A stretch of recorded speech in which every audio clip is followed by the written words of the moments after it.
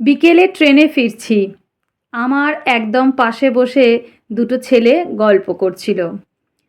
দুটি ছেলের মধ্যে যে ছেলেটি আমার পাশে গায়ে গা দিয়ে বসেছে সে একটা হাফ হাতা সোয়েটার পরে আছে, আর ওর পাশে বসা বন্ধুটি মাথায় টুপি, গায়ে একটা জ্যাকেট, পায়ে মোজা, ঠান্ডার হাত থেকে বাঁচার জন্য যতটা বাঁচানো যায় আর কি সেইভাবেই পড়েছে সব।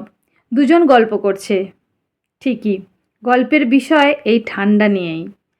আমার পাশে বসা হাফ হাতা সোয়েটার পরা ছেলেটা বলে উঠল, এবছরের মতো এত ঠান্ডা আগে কখনো পড়েনি, এই বছরটা মারাত্মক বছর।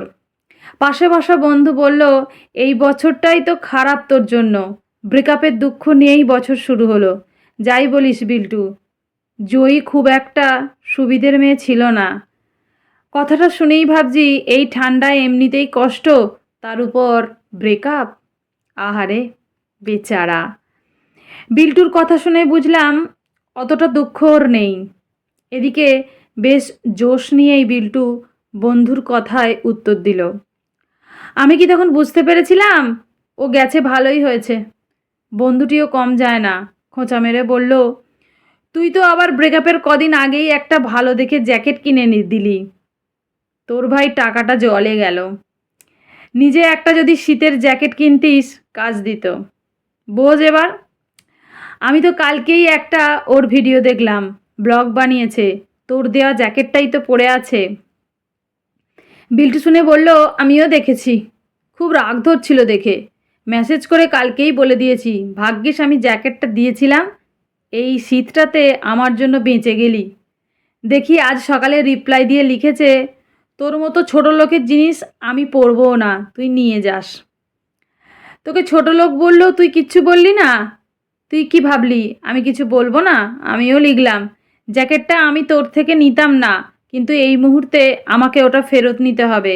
সকালে কোমরে বসে ঠান্ডায় এত কাঁপি, কেঁপে কেঁপেই উঠে আসতে হয়, পেট ক্লিয়ার হয় না। জ্যাকেটটা দিয়ে গেলে ওটা পরেই যেতে পারবো। পেট খালি করার মতো সুখ আর কিছুতেই নেই। তারপর শীত চলে গেলে তোকে দিয়ে আসবো, দেখি তারপর কি বলে। পাশে বসে আমি আর হাসি চেপে রাখতে পারিনি। বিল্টুর এমন কথাতে বন্ধুও হাসছে। বন্ধু বলল, দেখ আবার রিপ্লাই কি দেয়। এখনও তো রিপ্লাই দেয়নি, দিক, তোকে জানাবো আমি, চিন্তা নেই। আমি থাকতে না পেরে বিল্টুকে বললুম, ভাই আমার চিন্তা আছে, তুমি বরং আমার নাম্বারটা নিয়ে রাখো, পরের ঘটনা আমিও জানতে চাই। আপনারাই বলুন, নাম্বারটা দিয়ে আমি ঠিক করেছি তো? পরের ঘটনাটা তো আপনাদেরকেও জানাতে হবে, তা না হলে তো আপনারাও চিন্তায় থাকবেন।